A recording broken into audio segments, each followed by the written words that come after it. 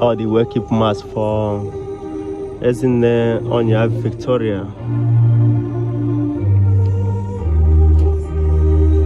Soninam mweze anyị na-ekene unu maka isoro Amokwe TV. Ebere eze anyị na-ekene unu. On the Holy Ghost Cathedral Choir.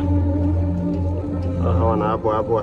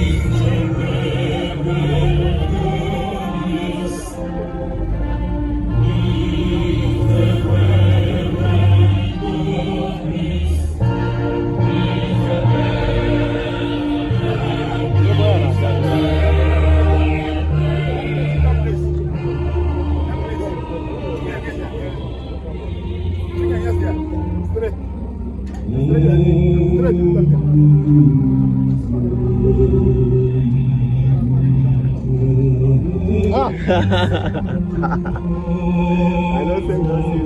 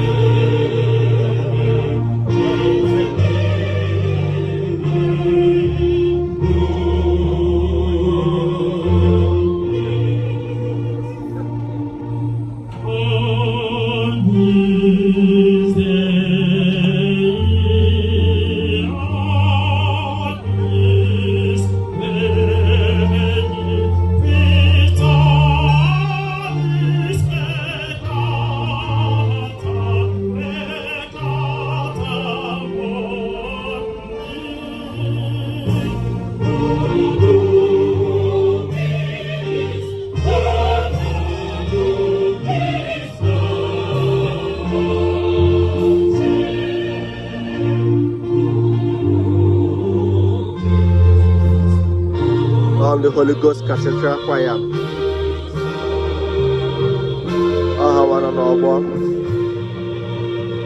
Tell us where you're joining us from, tell us where you are, tell us, share this video.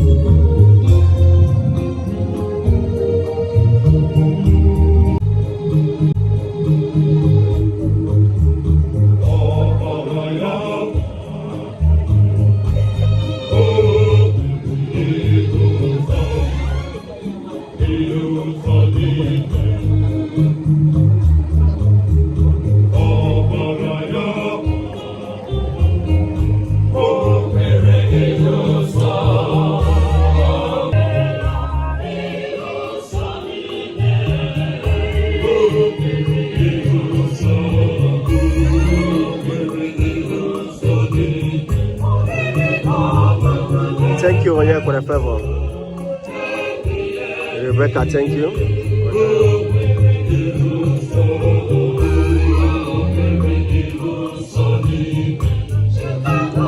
Onyana Bakwana, a lot of activities will be going on this night. In the Udubonch, Abiago DJ St. Louis never. So get an ever. In this area, here the teacher.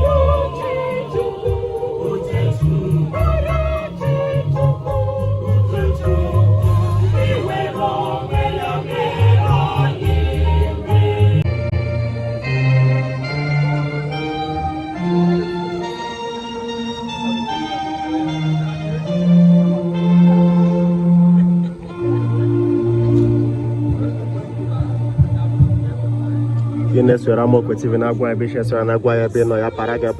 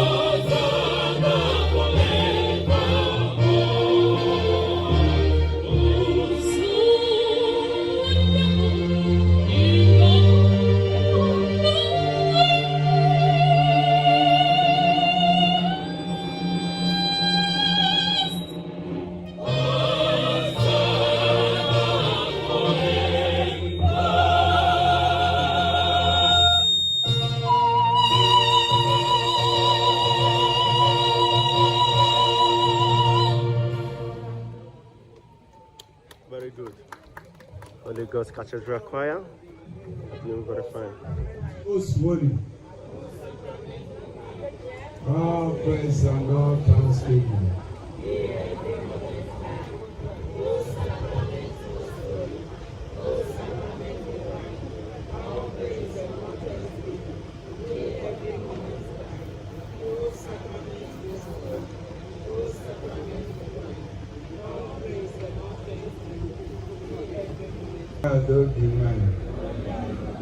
Yes, otherwise I do.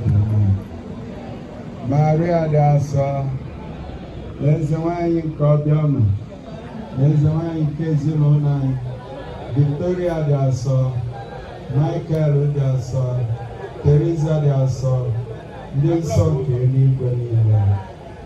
Ihe ndị a na ihe ndị ọzọ ka anyị na-ahụ n'aha Jizọs Kraịst Onyenwe anyị.